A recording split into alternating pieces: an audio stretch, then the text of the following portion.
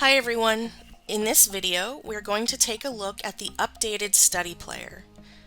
These new features will be available on your account beginning in July 2021. You can access your Study Player in a few ways. First, you can click on the lesson where you left off last. I can find this by looking at my dashboard in the lower left corner. This shows me that I most recently left off on a lesson called Use Relative Frequencies to Describe Data.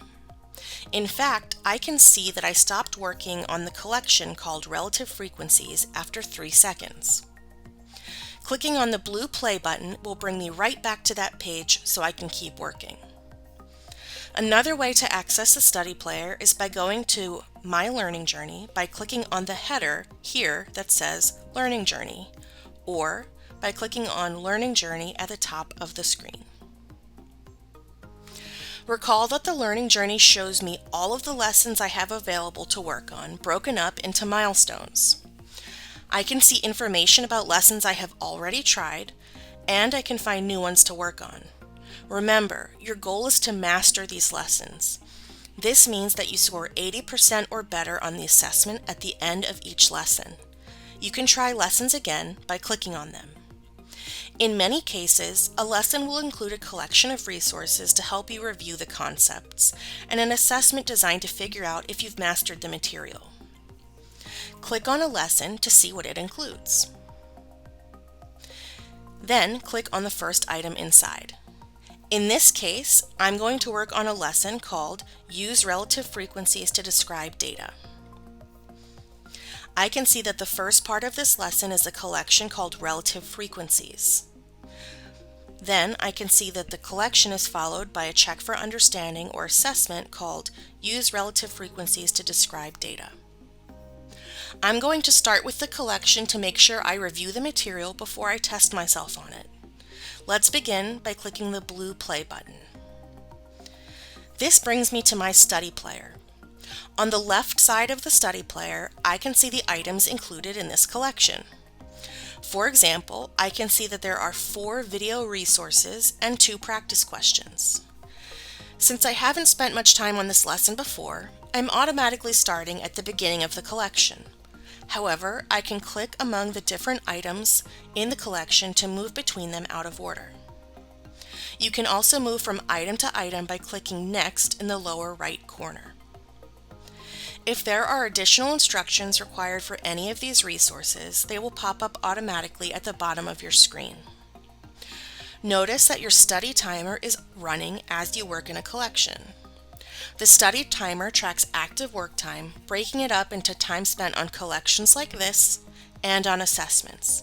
It also gives you your total study time.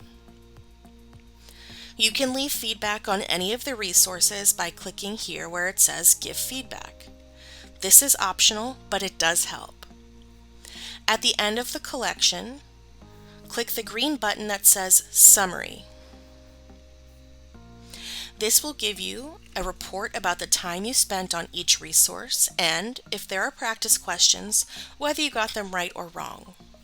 Here I can see I spent 1 minute and 11 seconds on this collection. I did not answer the first practice question, and I got the second practice question incorrect. Take some time to make sure you really understand the material before clicking Next to move on to the assessment. In assessments, you can move from question to question using the Next button in the lower right-hand corner. You can also click Previous to move backwards. Just like it was for collections, you can see a preview of all of the items in the assessment. You also have the ability to upload evidence if your teacher asks you for it. If your teacher hasn't asked you for any additional evidence for your answers, you can ignore this option. At the end of the assessment, click Submit All. It's in the same place as the green Next button was, in the lower right-hand corner. You'll be asked if you're sure, and reminded that anything you've left blank will be marked as incorrect. If you're ready to submit your work, click Finish Quiz. After you finish your assessment, you'll get a report. Here you can see your score, which questions you got right or wrong, and how much time you spent. You might also be offered a suggestion.